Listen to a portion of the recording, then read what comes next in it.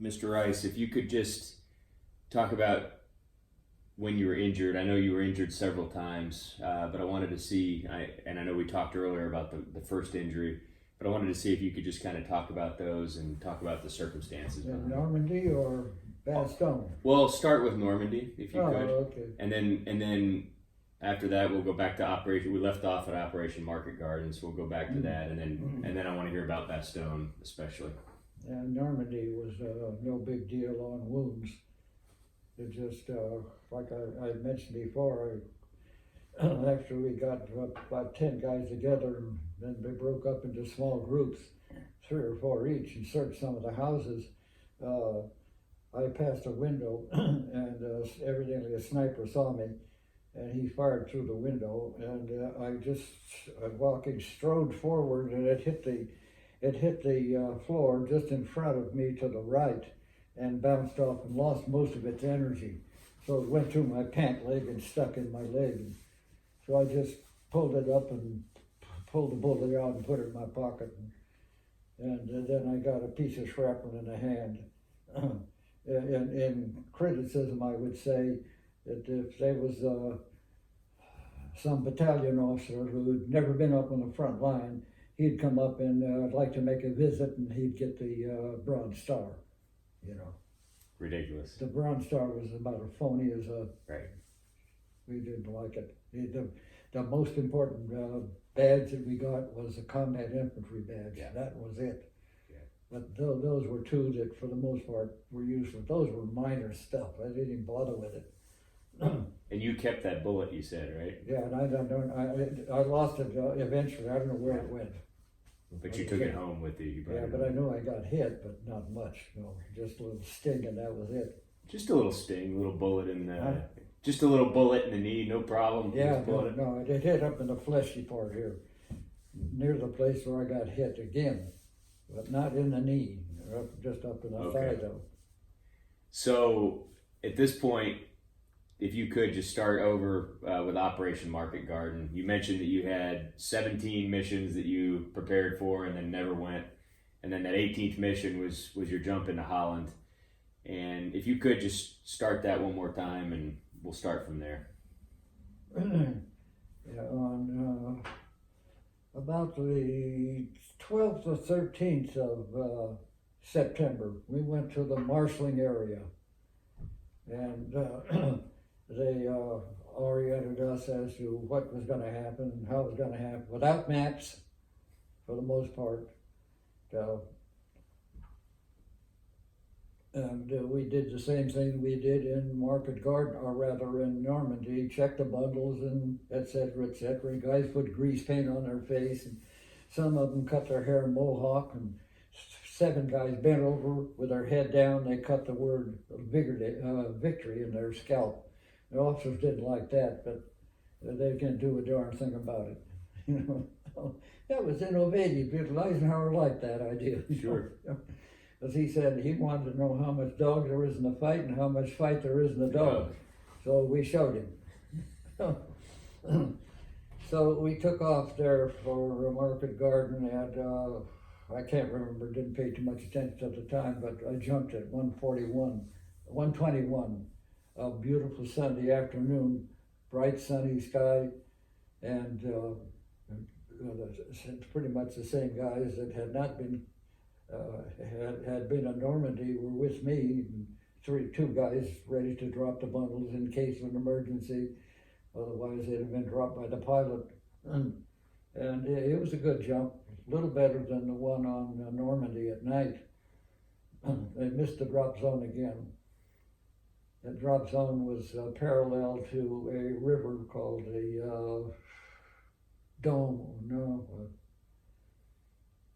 can't think of the name of it right now. The Douve River. Douve, okay. Yeah, and we dropped between that and a highway near Heathwick Castle.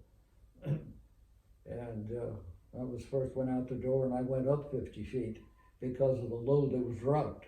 You know, when place going goes up like that. But I was okay, and we went out, and the jump altitude was 1250. So I had another 50 feet added to that, and I just had to sweat it out. If that wasn't coming down, I got caught in the thermal from other aircraft. I don't know how long the Armada was in this case, but it was the largest jump, some 20,000 jumped. Americans, British, and Polish were all jumping. British 1st and 6th, and I don't know what the battalion of the Polish it was, and then the American 82nd and 101st. And we assembled, and we got on the highway, and the Dutch people were out cheering and yelling and screaming and giving us gingerbread. It was 1 inch by 1 inch by 12 inches long, and some kind of apple juice liquid. I don't think it was Calvados though, because if we'd have had more than that, we'd have been crawling instead of running. So I had a mortar, and a priest came out halfway between the drop zone and Wegel, and wanted to talk, so we talked. I don't remember what we talked about, but that he was glad to see us, and then on into Wegel. There was absolute chaos in Wegel. The whole town was out in that square. So it must be an hour and a half before things got squared away. And our guys were spread all over. One lady come up and asked me how many Americans were there, and I told her 50,000, So after we got a little bit organized and the people quieted down, and I took about 3 guys and went on a railroad track and outposted that. And an ambulance came up, German ambulance came up, and no injured in the ambulance, but it was loaded with rifle squad men. They bailed out of there, and we saw that, and we shot that one up. Wow. In a hurry. So we were moving around in Holland from place to place. North of Wegel was a Heeswick Castle. We're moving forth now. Then there was the River, AA River, and the highway. We dropped to the right of the highway. Up in this area was St. Hertogenbosch, was a parachute training area for Germans. And the German parachute that we routed out in Normandy was up there getting reinvented and reconstituted. So we met them again. They were feeding in from St. Hertogenbosch into the area where we were. And they had a clear passageway. So when we moved away from Heeswick Castle to Wegel, then that area was vacant. It was free for them to move into it, and they did in a hurry. So they moved in between the River and the highway. There was 2 boundary lines there for them. So A and B Company was in Wegel. C Company raced around the highway and got in behind the Germans after they had come into this area of River and the highway. Yeah. We got in behind them. A and B Company pushed. They were the broom and we were the dustpan. Yes. And we captured 400 of them. Wow. And you enveloped them basically. Huh? You enveloped them basically. Yeah, we pinched them in. Yeah. And they were hiding in houses and windmills and everything they could possibly get into. And we told them to surrender. And no, it's no time to surrender. Oh, we just fired upon them and they finally surrendered. Yeah. One of the guys next to me, his name was Martin. He had a submachine gun on his shoulder, and everything had slipped from his shoulder, and the force of it butt hit the ground, and it moved the bolt back and picked up a round, and it shot it into the barrel, and the submachine was way down on the ground, and it fired it, and it ran and shot a bullet right up his rear end. Wow. He went to the medics for that, and they marked him SIW, self-inflicted wound. He was discharged dishonorably. What? Yeah. Now whether the details on that one, no one will ever know. Whether he protested or not, I don't know. Wow. So we're moving around all the time in A and B company and C company together, Erde, Shindell, and all kinds of areas. There was in Erde, there was a windmill. There was a big conflict there.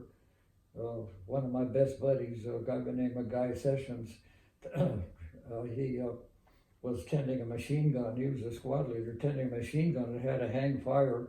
He couldn't fix it, so we moved away from him. He got shot in the leg, and he was rescued. Came to Palm Springs, and a nurse took care of him. He married the nurse, and some years later they divorced.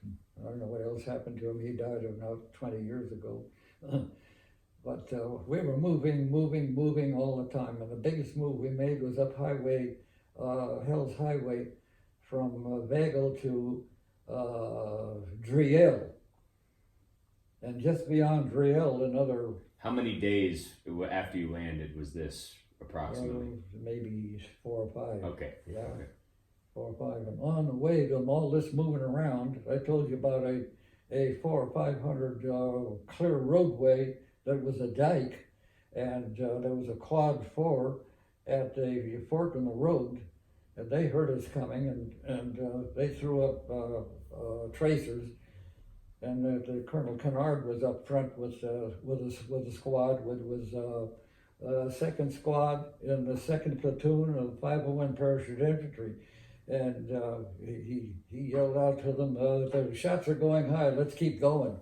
And the squad leader, Don Kruger, said, no sir, we got 8 men hit. And the bullets were going all over the place, and I dove into a foxhole, and there was another guy in it, and my feet were sticking out, and I was on top of him. As good as it was the German foxholes were round. Okay. Ours were square. Okay. So all along the highway on the dike, there were foxholes.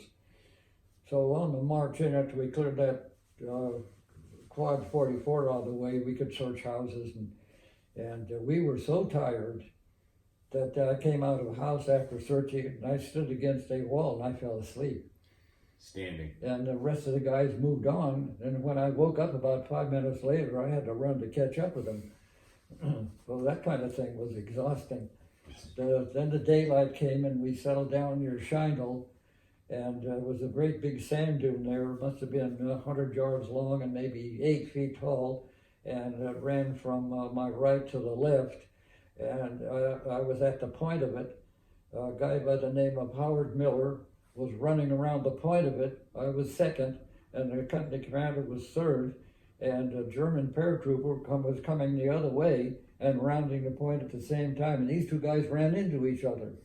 Miller dropped his helmet, dropped his rifle, took off his web belt, and the German did the same thing. They had a fist fight right there.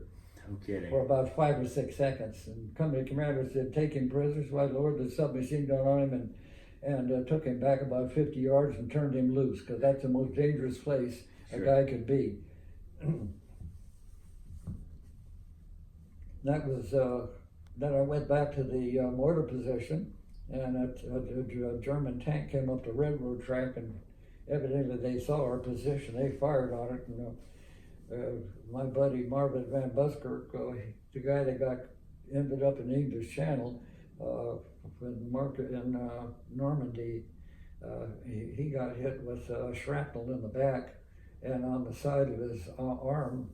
So I bandaged him up and sent him back to the first aid. I didn't see him for the rest of the war. Whether he sent back to the United States or not, I don't know. But we were constantly moving. Uden broke open because the Germans came through and put a big wedge into Hell's Highway. We had to get up and stop it, so we did. Does that bring any other questions up? No, that's so. Okay. At this point, when you did that, you were even further in, right? So you were probably 6 or 7 days into it at this point. Oh yeah, we were way in deep. Okay, yeah, in deep. Yeah, and ahead of us was Coffin Corner, where the highway or the railroad goes into Arnhem, and a dike road is perpendicular to it. And we settled in that Coffin Corner and relieved the Scottish Black Watch element And they marched out of there after leaving almost all of their equipment, lorries and Piat guns and everything you can imagine. It was down deep, and the sides of the bank of the railroad track were very steep. I would never want to get caught trying to climb up there, because you're a dead pigeon, because you'd go up 1 foot and come back 2 feet, you know. So we settled in that area. We ran patrols across the Rhine River. We had the Rhine River was split into several tributaries, the Wall and the Lux. And the portion of land between those two branches was called the island. Okay. So we were on that island and ran patrols across the river into Arnhem and beyond. Wow! And how did you get across the river on little boats? Well, I didn't have to cross the river. I didn't. I just took patrols into a brick factory. Okay. And then back out again, which was about a half a mile from where we were. Okay. We did that all the time. The Germans had a tank on their side of the dike, and they ran it back and forth. It made so much noise, and it kept us awake all night. On their side of the dike, they dug into the dike, and they were throwing hand grenades over at us. We threw hand grenades back, but they were exploding after they rolled down to the bottom. Yeah. They dug in a little bit higher on the bank. Yeah. So we tied parachute nylon cord onto the hand grenade and pulled it back up. So we got a few of them that way. Wow. So a guy by the name of Frank Carpenter found a 6-pound British cannon that was pointed at the corner of the coffin corner. He didn't know how to fire it. Yeah. But it was loaded, and he was slapping every kind of lever he could find, and finally hit the right one, and it shot a projectile up against a pedestal on a bridge. And it's there. I visited it 3 times, and that part where that projectile hit is still there. But the whole land area has changed. But then he got a Silver Star for that from the company commander who recommended it. But there was another guy that complained about that he sneaked up alongside of our side of the dike and shot a bazooka shot into a tank that was trying to come through a little gap. So who knows really what the truth was. We operated under British Second Army, and our food was terrible. The best thing we liked was our Canadian bacon. So we had a lot of fry on that stuff. How long were you there total? Oh, 72 days. And you weren't expected to be there that long, 3 right? days. Yeah. Montgomery didn't turn us loose for the most part, so we were doing all kinds of crazy things. We ran patrols from the coffin corner to Opusden and further on to our Hedron. Some of the guys ran patrols from Hedron up halfway to Opusden and meet and then return. I don't know what the password was. I don't think we had one. But we had an officer that would take 2 GIs with him. He would walk from our position toward Hedron or Opusden and then come back. And as he approached, he would say his name, Shores, coming in 501, and then they maybe Klondike. Yeah. So then we pretty well knew what it was. And what the guys did, they didn't like this guy. And they would take their their rifles off safety. And he heard those clicks. He scared the hell out of him all the time. I'm sure. So we ran those back and forth. We ran patrols up to several places and across the dike, and we were up there some 30 days, and then moved a little bit, not too far from it, but just moseyed around that area. So that's about the extent of the Holland, but it was 72 days there. That's crazy. Rain, the foxholes filled with water. So we slept in a barn, in the hay in a barn, and all the K-Rail or British rations we got was 10 and 1. Feed 2 men for 5 days or 5 men for 2 days, or 10 men for 1 day, or 1 man for 10 days. There's so many peas and carrots that we lined the wall with those darn tin cans of peas and carrots. What happened when you finally withdrew from there? Where did you go after that? Where did you fall back to? We trekked out of there about the Thanksgiving time. Okay. And from there we went to Marmolon-le-Grand in France, where we had come from before. Sure. And we turned in all our equipment and our clothing, get replacements or used and cleaned, and we hadn't taken a shower for quite a while. Yeah. So we showered down and got cleaned up, and then they're going to organize a football game. 101st is going to play the 82nd. And it never did materialize because the bulge broke open and we hadn't gotten back our original equipment or used or new clothing. So what time is this? What date? I know right around Thanksgiving you said, right? When was the football game supposed to be? January 1. Oh, okay. Never materialized. So I was on the Army sure favored the non-coms. They gave them a choice of go to Paris, go to Nice, France on the Mediterranean, or go to Normandy. I took Nice, France. And we lived in their hotels. The Germans painted girly pictures on all the walls. We had to paint them out. Yeah. Had a date with a French girl, and she took us to a restaurant where we ate horse meat and baked potatoes. How was the horse meat? Couldn't tell the difference. It was tough and bloody. Okay. And I don't know what it was. I didn't ask, but we ate it. Yeah. Anyway, out of courtesy. Sure. And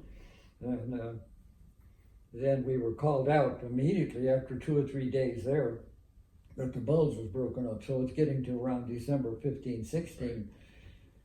So we did get our equipment back. We boarded buses or big cattle cars, bigger than 20 and 8 or 8 and 40 and 8 or whatever it was, and standing room only, and motored on up a couple hundred miles to Bastogne. Now the 82nd was to take Bastogne, but something happened in Saint-Vith north of it. They pushed the 82nd up to Saint-Vith, and the 101st took Bastogne. And General Taylor was in Washington, D.C. because they were challenging the integrity of airborne troops. Now, that's a very expensive thing. Yeah. They told us not to destroy any parachutes, don't cut them up, don't do anything. Save those things. So a lot of rules and regulations came down, and in Eindhoven, well, the 506 got some bazooka, and they got some Piat guns from the British. Yeah. They blew open some safes in Eindhoven in a jam factory. They rifled the safes. They got hundreds of thousands of dollars. Nobody knew it. But I found out that one guy that was wounded in Bastogne, right alongside of me in the infirmary, he had a musette bag full of Dutch guildens. Asked him where we got those, and he gave me a little detail. But what happened after that? The people in Holland complained, and that went to 1800 Pennsylvania Boulevard, landed in the path of the president, and the edict came down. Anyone caught with any money or any Holland souvenirs is going to be court-martialed. Wow. So boy, did we get rid of stuff. I'm sure. Yeah. I'm sure. Wow. So Bastogne. So you're sent to Bastogne with very little equipment. Yeah, very little equipment, colder than the devil. Oh my God, we never expect anything like that with no food. You have to take a pee stop every now and then, and you can see the steam coming out of it. Wow. So we did that and ended up in Bastogne, snowing, cold, etc. We were supposed to go to little village called Warden. Okay. Colonel Kennard missed it. Colonel Kennard had a lady friend who was a head of nursing corps in Bastogne. Bastogne was free at this time. Right. And we were racing the Germans to get Bastogne because it had 7 highways. And from there on, they would get to Antwerp and split the Americans and the French and let them fight it out politically. And that's what they would do. It developed no policy anyway. So he had a girlfriend there, and he had gone up while we were in Marmelon to see her. He came back, and then he led the 1st Battalion of the 501 toward Neffy, and he missed the point. He got us moving in the wrong direction, too far east. We had to turn around and come back.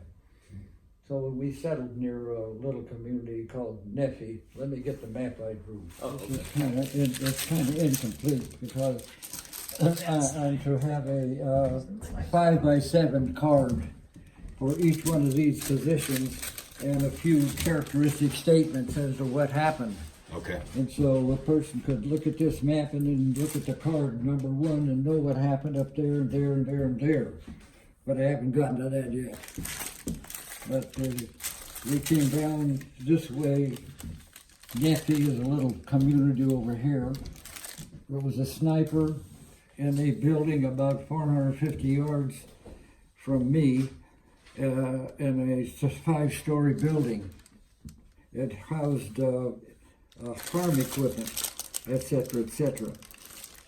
So the area that we're traveling over, such as this, was all covered with barbed wire fencing, and that slowed the patrol down. We were spread out nicely, but it slowed it down. Sometimes they could speed up, sometimes they could slow down, so they were behind us. So I had 2 scouts with me, Arthur Texier and John Thomas. So we got to point number 3, right in here, and evidently the sniper had seen us, because this was wide open area here, and houses here, etc., etc. And he was watching us for the most part, as I could imagine. And it was a kind of a decomposed granite road, raised a little bit above the land, sloping toward the road, and it was a haystack right at the fork of the road. Okay. So I sent, we stopped right here, and I sent right here. Yep. I sent John Thomas up the ditch. I think this is right. I'm not looking at it. This sight is not too good for me here. But I sent him up the ditch, crawling up this ditch, raking through ice and snow and whatnot. And I saw machine gun fire hitting 50 yards ahead of me.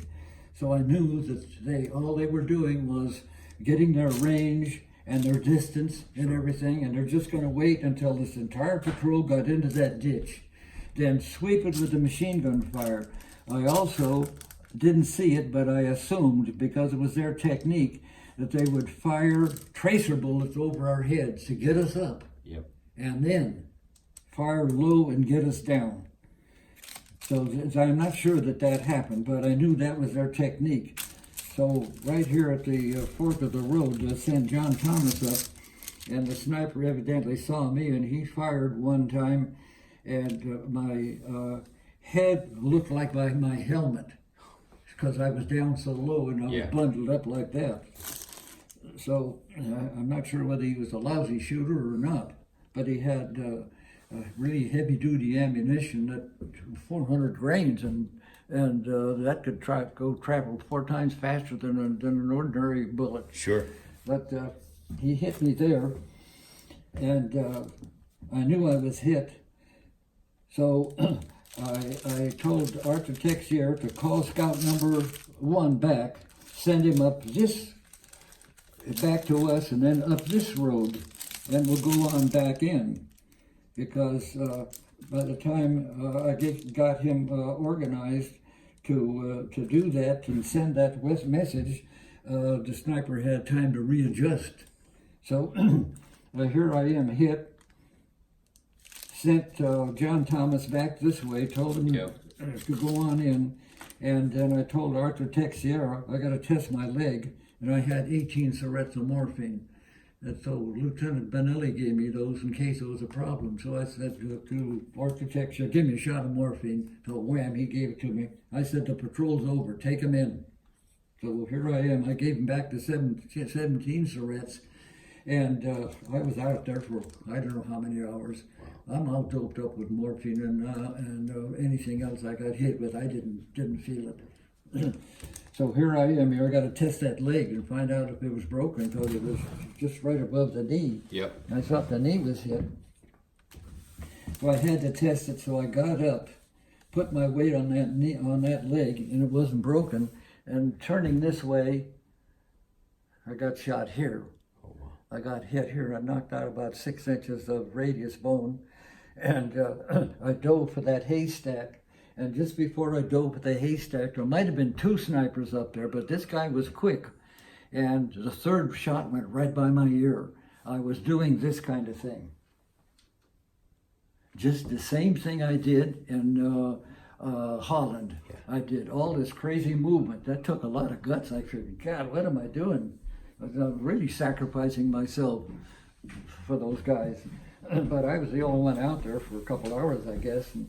And finally, a guy by the name of John Welch, who was in the patrol, came from over in this direction here and up the road and came to me right opposite the haystack, and I saw him and told him to, I'll roll out on the road and you give me your buddy your rifle and you take the muzzle and we'll roll on back down to where we came from and then back up, and it took about an hour to do that. And then I have to go pick my flowers up from the library. oh, okay. And then in the interim, took us about an hour to get there, and then in the seminary, the area there was covered with GIs and on stretchers, and 4 Belgique nurses were attending to me, and I was under shock and didn't know it because I'm still morphinized, you know. Yeah. And so my bladder was ready to burst open. So they took me over and I peed a long time there. And then I was sent to, after Patton broke through, I was sent to the 121st Field Hospital, and there was a nurse there, first lieutenant. Her name was Janice Van Hees, and she was a tall American, 6'1", weighed 160 pounds, and she was a pretty lady. So she took some kind of a liking to me, and here's where we crossed the officer enlisted man boundary line. To hell with it. So anytime I wanted to go to the bathroom, she'd detail a prisoner to pick me up, take me down, dry me out, and bring me back. And then after Patton broke through, she got a great big red ribbon and tied it on my neck, like this. And I was sent to the American Embassy with this ribbon. And on the operating table in Bastogne, they were looking at this, and the surgeon ran a swab and a stick through my arm and got all the scattered bones out of the way.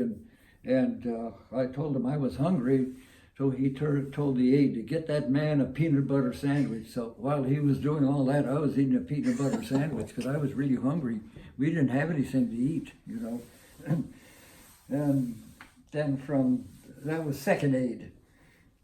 And everything was sutured up there. By the time I moved to the next hospital, which was the United Kingdom, it was infected and the stitches were ruptured. Oh, wow. So they had to redo everything. And I was there maybe 3 weeks and took some therapies. I only got, that's all the motion I got in that one. Wow. That's 100%. That's only about 60%. So these 2 bones cross here. Can you use your fingers okay? Huh? Can you use your fingers okay? Oh yeah. Okay. Yeah, like they're getting a little arthritic. They feel like it, but the rotation is. Wow, about 50-60%. Doesn't work. So then from there, discharged, worked my way back to the 501 in Nice, France.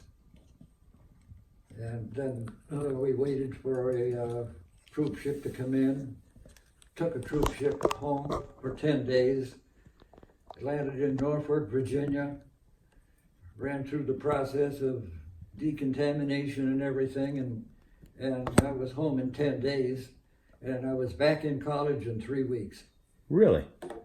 Oh yeah, I had 2 years of college before I went in, and lo and behold, that moved me along in the army. Yeah, I moved along pretty well in the army just because of the 2 years of college I had in engineering. Sure. And when I got back, the engineering department was so flooded with guys. Yeah.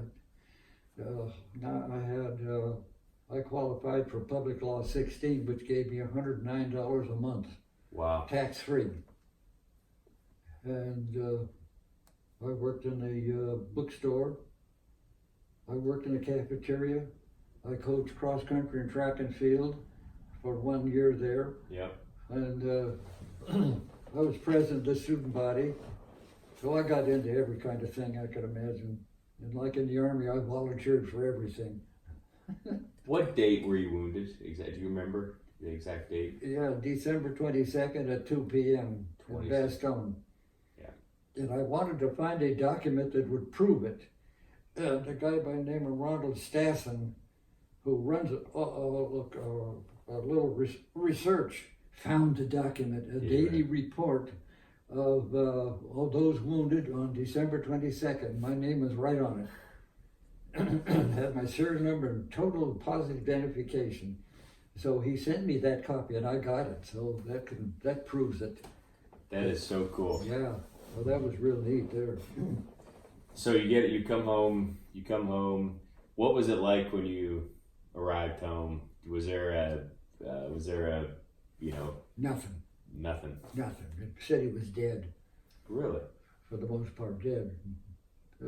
Hotel Del was a recreation and R&R for officers, and that prevailed for a long time after that. It was an officer's town for a long time. Yeah. And some of the funny incidents, one of them was that down at First and Orange, there was a cafeteria. It was a Spanish village there, and it was an officer hangout. Yeah. And they turned in some of the seating into a dance floor, and some of the officers were out dancing with their wives, and one of them was an admiral, and one enlisted man came in there and wounded the admiral. Oh my gosh. Oh my gosh. I don't know whether he got a discharge or not. Right. Was that enough for a discharge? I don't know. That'd be pretty tough for. I don't know. Maybe. Yeah. Maybe it's possible. But the city knew about that for years. That's a great story. Yeah. That's incredible. But I got my teaching credential after 3 more years. Okay. So a total of 5 had to qualify for it. Then I had $32 a month for compensation for the arm and the leg, and then it went up to $268 over the long numbers of years, and then all of a sudden, boom, it stopped. I don't know whatever happened to it. I should call my congressman and find out what's going on. When did it stop? Huh? When did it stop? What year? I don't know. Wow. Because it was direct deposit. Sure. And I don't know, but I could find out from the bank though when it. You should go in. If you only have that much motion in your arm, you should go into the VA. And let them explain it to me and see Exactly. why. Exactly. But now, maybe I brought up a load of questions so we can deal with those.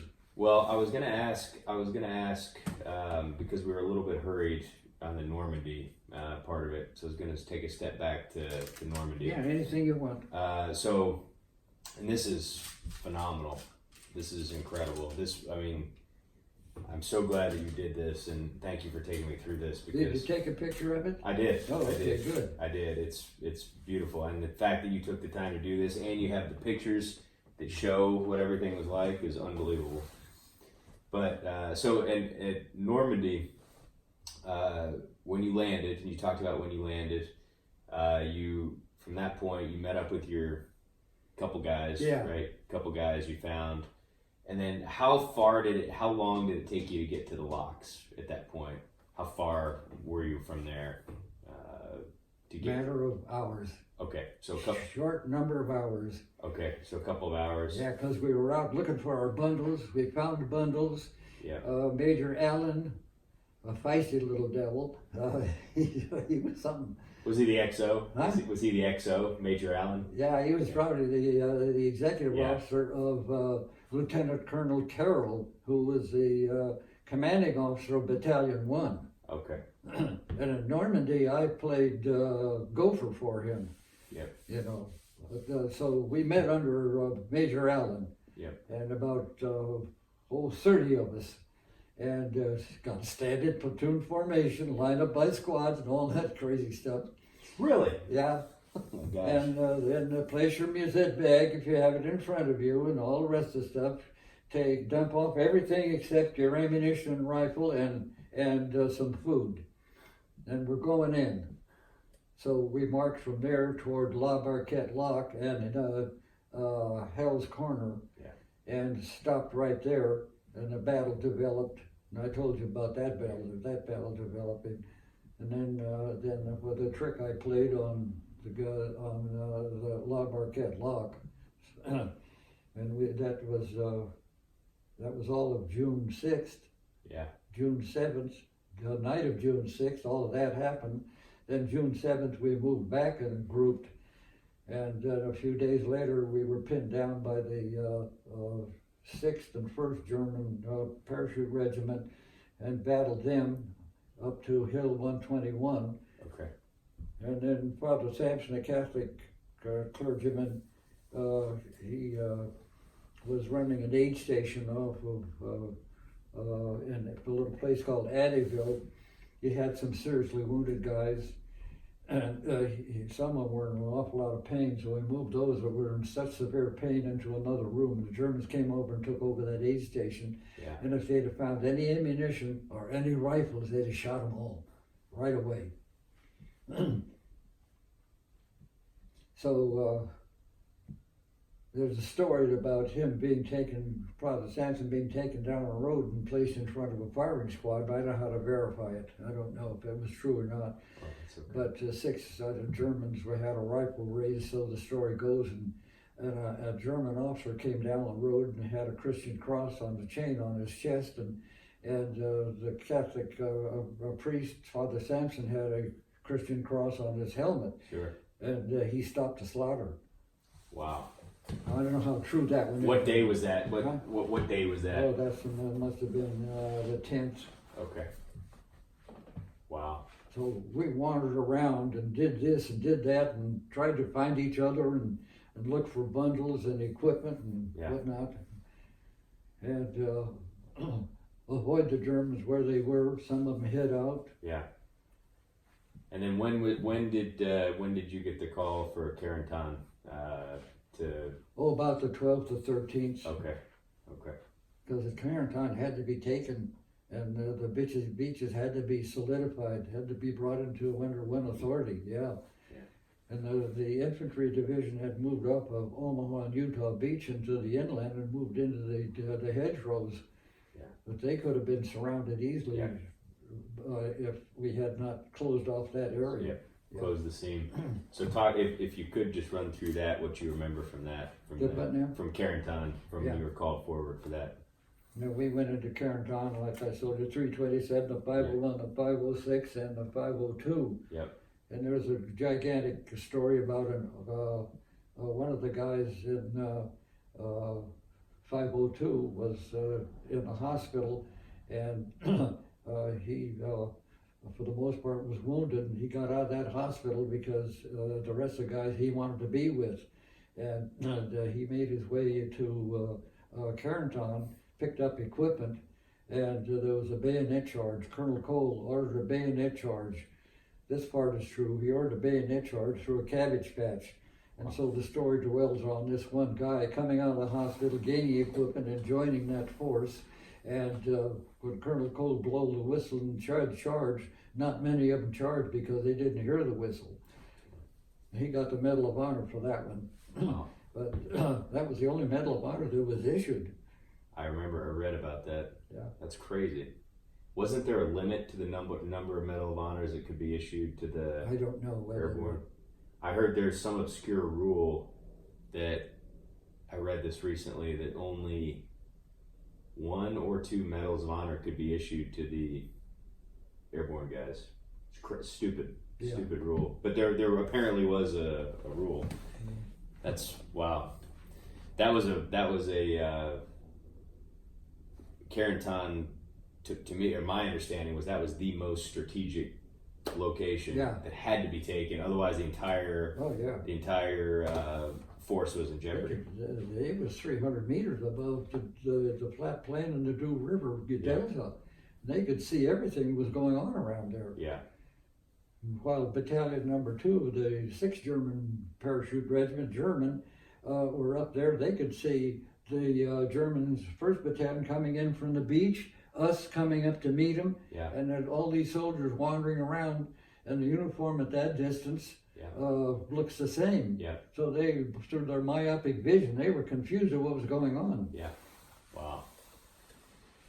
What would you say? What would you say if you could just talk about your example that you gave me earlier about fear and how you learned to control fear and deal with fear, if you could? But we for the most part, we had so much fear thrown at us in the form of chaos all the time that we were aware of, and you had to take fear apart and see what it's made of. What made up this fear? What's it really all about?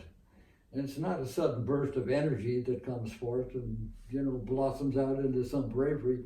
It was a movement of troops from here to there, and how are we going to do it?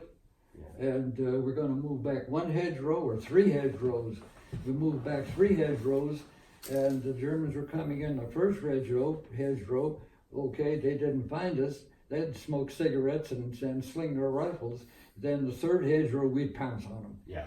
So we had to make up our mind how we're going to do it and what we're going to do it. We had a good officer who was a platoon leader. He knew exactly what to do. And he organized the 1st platoon of Company C into doing just that. So by movement, we could control fear. Fear can be controlled. And if you learn to control it, then you're much safer than if you give away to fear. Fear is panic. So it was all those experiments that we went through earlier in our training that helped us develop different kinds of fear. Fear of this, fear of that, fear of etc. What are all the kinds of fears you find on the battlefield, Sure. So that was good. We had a couple of guys that could think through some of this stuff, and it imparted to the rest of us. But we had some good officers, though. And what was the example you gave me earlier about when you see a problem and it's and how you address it and how you handle it? Well, they threw a fear at us like, well, we're going to crawl through this pig-infested obstacle course. Yeah, that's bad. That smells so bad. Stinks are so rotten. We're going to get our uniforms dirty, and we're ever going to get them clean, etc., etc. So they had to do it. The 506 had to do it, but there wasn't enough pigs left over for the 501 to do it. So we got out of that one. But those guys had to just gut it out, and fear of smelling, fear of being seen, fear of stinking, fear of viruses, all kinds of disease that could develop from that. Okay, so here we're fearful of some kind of pig disease. Right. Well, you got to wash your hands. Right. And that's one of the ways we took care of that. Right. Because if we dare eat something, who knows what's Sure. going to happen after that. So the sample you gave earlier, you said, I'm going to reduce a danger. So if I see a danger, I'm going to reduce it. Talk me through that one more time. You could go from chaos to danger, and then reduce danger. You could find a better word for inconvenience, or might be a better word to use instead of an inconvenience, and then use inconvenience as the lowest possible level, and then forget it. By that time, there's no danger in front of you. So in your mind, you would take the most difficult of circumstances and break them down into your mind and reduce them to what you would consider an inconvenience. And I'm not sure the officers knew what they were doing. But I figured it out that this is one of the things that we're doing after about the third time I did this kind of thing. Yeah. That's great advice for our soldiers today that are fighting, because to react on it. Because fear can be controlled. And if it's not, you're going to be a loser, you're going to get killed. Yeah. Because you're going to do something rash, something that's not even possible or plausible. And you'll be in real trouble, and you'll danger the other guys around you. Yeah. What is your opinion on leadership? What makes a great leader, in your opinion? Not some guy that says, follow me. It's action and doing action, and it all goes before in training. And the officers got to cross that boundary line from enlisted men to officers, and can be friendly enough but not chummy, and give them advice and talk with them like they're human beings, not amoebas, hydras, and one-celled animals. Those are human beings, and they ought to rely on them. We put medals on soldiers, or medals on colonels' chests, medals on lieutenants' chests. Yeah. And so the way he leads them and the way he treats them and covets them is vitally important. They got to be friends in a particular way. Do you have any things that you can remember, any specific examples of kindness on the battlefield? Do you remember times when, everything was maybe bad, but there was an act of kindness, or there was, something positive? Do you remember anything? Yeah, I got company commander getting mortar ammunition for me. Another time, another kill fell in Hill's Corner, hadn't had a toothbrush. And the company commander asked him if there's anything he needed. Yes, Captain, I need a toothbrush. The company commander went out and got a toothbrush for him. Yeah, that showed a lot to me. And what was your company commander's name? It was Robert Phillips. Robert Phillips. He was the vice president of a bank in New Orleans. Wow. And another funny incident that goes back to Dan Olney.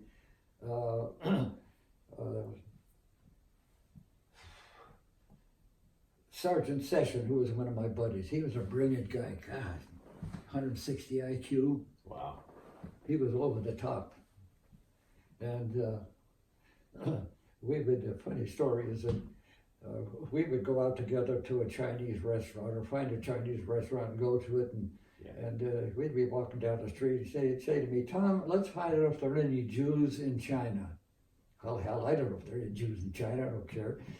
I said, well, we'll talk to the waiter. We got to the restaurant, got seated, and the waiter comes up, and we asked him, are there any Jews in China? And he didn't know, so we go get the maitre d'. Maitre d' comes up, and we asked him, are there any Jews in China? He didn't know for sure, but he's going to go find out. And so he did, and he came back and he said, yes, we have orange Jews, we have grape Jews.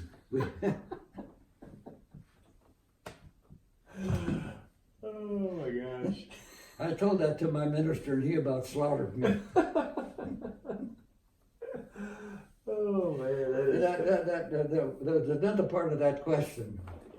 Give me that question again.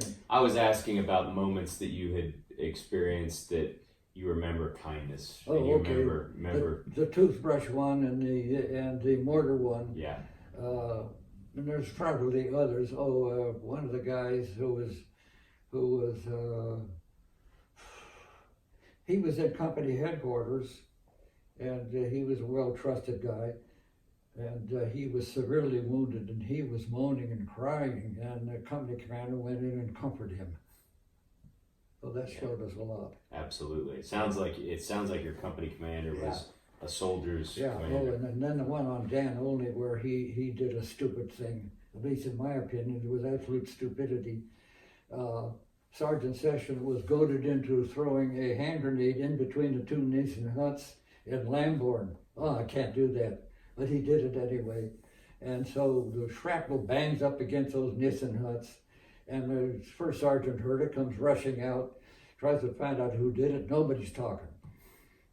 Reports to the company commander, something's going on here. Yeah. Company commander calls the entire company out in company formation. So here we're standing in the darkness to the dusk, and it's cold and it's been a rain, and he just wanted to know who did this. Nobody's going to answer. Yeah. Went down the line, tried to find out. Nobody's going to answer, especially the first platoon, because they all knew. Right. And after about an hour of this, Dan Olney, standing in the back, complained to the company commander, "You can't do this. We can't be doing this. This is stupidity." So Wow. he challenged the company commander. Wow. You don't do that No. to an officer. No. You don't challenge him. Whatever the case may be, you don't do it. No. So the Dan Olney was moved out of the company Yeah. for the most part in a big hurry. Sounds like that was a good thing, though. Yeah. That was Yeah. a positive thing. And if you could just tell the story one more time, because I wasn't recording then, about the mortar rounds. That's a really good story when your company commander got the mortar rounds Oh for you. yeah, and working toward Schindel, a long highway leading directly into it, straight to a fork in the road. Yeah. At the fork in the road, right and left, there was a quad 20 millimeter, four 20 millimeter German piece of cannon mounted on a chassis, pointing down the road, covering the road. And they were German foxholes all along the berm of the road off to the side. And we were marching down there with the second platoon, third platoon, second squad. Yeah. Sergeant Kruger was in charge of those. And Colonel Kennard was up there close to the front, and the entire squad was the point of the sword. They were the scouts. And tracers were going over our head, and he said, keep on going, they're shooting over our heads. And Sergeant Kruger yelled out, "No, we're not. We got 8 men down already." So that stopped us right there. Yeah. So the company commander came to me, and I was on the side of the road where it flattened out. And there was a cow lane and a pasture and whatnot. And I told him I had no ammunition because he wanted me to fire on that quad at the crossroads. I couldn't do it because I didn't have any ammunition. So I asked him if he could get me some. He said, didn't say anything, but he went and got 3 rounds. And I had memorized the firing table for the mortar. I didn't. Yeah. You can't set up a defensive position in the dark like that with a bipod. That's plain stupidity. Yeah. So I could just angle it any way I wanted. But my assistant gunner was there, and the gunner was there, so I let him do it. And we took the shells out of their case and laid them aside. And for the most part, we laid the mortar rounds right in a cowboy, a nice fresh cowboy. I mean, it was a mess. And we didn't know it. We picked it up and put it in a tube, and it slid down nicely. It didn't hang fire, but when it went off, it had four small bags of powder on it, so it's going to go the distance. Yeah. And it made a blue flame coming out and a smell that you'd probably feel a smell 100 miles away. So the Germans caught that, and they saw the flame of the mortar, and they fired a blue tracer right over the mortar, and I was right next to it, right over 6 inches over my head. Oh boy, that's scary. And we moved from there in a hurry. We moved right a little bit away from the original position, out in the pasture a little bit. Never stay in one position where you fired. So there was a long fire that was, I don't know how far it went, probably maximum distance. And then there was a short one. I was afraid to come in too close because of our troops. Yeah. And then the third one was somewhere in between, somewhere. I don't know where it was. But the quad moved in a hurry. Wow. Talk to me if you could, because you're an inspiration to a lot of people. you just recently turned 98 years old, which is unbelievable. Your birthday was in August, right? And you're so far this year, you jumped into Carentan in Normandy. Then you went over to the Netherlands and you jumped again. What do you feel now when you get to the door and you jump? When I what? What do you feel? Do you feel any fear when you jump now at all? When you get to the door, like in Normandy? The time you know you're going to jump, the anxiety, the space of the date that you find out you're going to jump and the jump is a large space. Right. There's no anxiety in there. Okay, Right. we've done it before. As you get closer and closer to the jump pattern and the aircraft, there's a little bit of anxiety, maybe the night before, but you know how to deal with it. You got a fear there, and so you try to pick it apart. We've done it before. We know what's going to happen. We know every inch of the of distance we're going to go. We know how we're going to do it, etc. We know who the jump master is. We know how to tie into things. Yeah. We know how to raise our feet. We know all of these things. But for the most part, as you get to the door, you're ready to go, because the distance you're traveling is so short. You've already made the total commitment. Now it's go. Yeah. Same process you used to Same use. process that was built in our heads, and we got it, and the lights go on, and we follow through with it. And it's time to go. It's like putting fun back in Frunel with the enemy. And you told me earlier that you're going to continue to jump, and then when you turn 101, what are you going to do when you turn 101? Yeah, I'll maybe have 64 or 65 jumps by that time, so I'll be 101, and that'll be the conclusion. You're going to jump to honor the 101st. You're going to jump. Yeah, where it will be, if it's not in Europe, I'll jump it out here in East San Diego, or East Chula Vista, with the command officer I know. When you jumped in Normandy this year, when you landed, and I know the mayor was there and other people were there, what did it feel like? What did you feel when you landed and you saw all those people there waiting on you, and what did you feel? The key thing was the people. I felt that they wanted a closure. They had seen no GIs for such a long time. They got a fascination with Airborne for some reason. And they just love those guys, and they love the parachute, you know. Because you're studs, you're heroes, that's why. And so they were so crowded in there, they had to put up barriers, and they had to put up military guard from where I landed and up to the barrier, yelling and screaming in sudden silence as I walked by. And the mayor came out. He and I were real great buddies, and he made his announcement. For the most part, how emotional it was for him, and so that I didn't catch it all, but it went through my head. But Brenda caught it, and she's reminded me of it, and another a Belgique man caught it, who's helped me write a history of Market Garden and Bastogne. Yeah. So it was the importance of the people being there, and those people were so emotionally attached to what was going on that they had to come and see it, because it was a way of closing down the issue of anything that they might have experienced or lost or whatever it may be. So every one of them had some kind of emotional impact on it. Yeah. And how do you feel about the French people in general over there in Normandy? How did they treat you?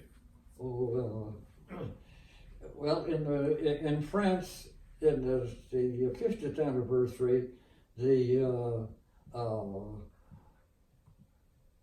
city folks, there was money, and they were anxious for that. In the country, it was quite a bit different. They the ones that really suffered. Suffered. So there was quite a difference. It was hard for us to make the distance become shorter and more realistic from what the city folks felt to what the country folks felt about it. My wife Barbara then, she picked up a avocado and started squeezing it, and boy, they came out after her, because that was a highly prized import. Yeah. But the emotions, every emotion that a human being can experience probably went through our heads. Yeah. And we reacted accordingly. Yeah. We felt like we should drop down and praise the Lord and thank them for coming out to see us. This last trip to Holland, I was told I had to make a speech in front of an ecumenical church. It had a Catholic priest, it had a Jewish rabbi, it had 3 others of all the great religions of the world. That's a lot of pressure. Oh, and I told the guy right next to me, one of my friends, I said, you got any prayers, you better get them going for me, because this is going to be a tough job. 2 of the people spoke before me. They had candles, 7 candles in the shape of a V, and each one of them came up and lit a candle. Okay, and one of the ladies we had about 4 ladies in the travel group that we had, and they did all kinds of errands for us. So one of them took my arm and led me up to the altar, and the minister in charge of that church gave me something to light the candle with. So I lit the candle, then I went over and I lit 2 more candles, and I shouldn't have done that. It upset him, so he blew 2 of the candles out. And I hid in front of where he blew them out so that nobody could see it. But the speech I made is I told them that, and the speech had some far-reaching impact that surprised me. I told her that when the Germans came, they brought in a Bill of Wrongs. And I told them about the Bill of Wrongs. They completely destroyed the city of Lidice in Poland. They burned it to the ground. They killed everything living there. Yeah. And it's never been rebuilt. It's a monument. Yeah. And what they did across Europe. Yeah. And then I said that when we first came, World War I, we brought in machine guns. That changed the nature of warfare. Yeah. The second time we came, we brought in hand grenades and rifles. The third time we came in, we brought a Bill of Rights. I took off on that one. Well said. I told them that we bring back life, liberty, and property to you under due process of law. Well said. And there was all silence in there. They were wondering what's going to happen next. And so I finished on that one, and then they led me back, and I sat down. That's wonderful. And then at the crossing that we visited at the Rhine River, the Lek on the Wall, there was a 48 of the Americans paratroopers were killed there crossing the river, using their rifle butts as paddles and whatnot, and there were such high-ranking diplomats sitting on the front row and mayors of all the major cities in France that one of them that was the mayor domo or whatever, the top mayor of that region, he got up and spoke, and I went up to him afterwards and I said, "Sir, that you didn't make a speech, you made an oration." And he told me, after I heard him mention my name 5 times, he told me he didn't know what to say because the guys that spoke before him had already said everything about freedom, liberty, all the justice, all of those kinds of things. He was dumbfounded, and he used my name, and he used what I said, right, Germans bring in the Bill of Wrongs and the Bill of Rights. That's wonderful. That's wonderful. And my last question I was going to ask, do you have any advice for young soldiers who are just coming in the military, who may be going into combat? What would you pass on to them specifically?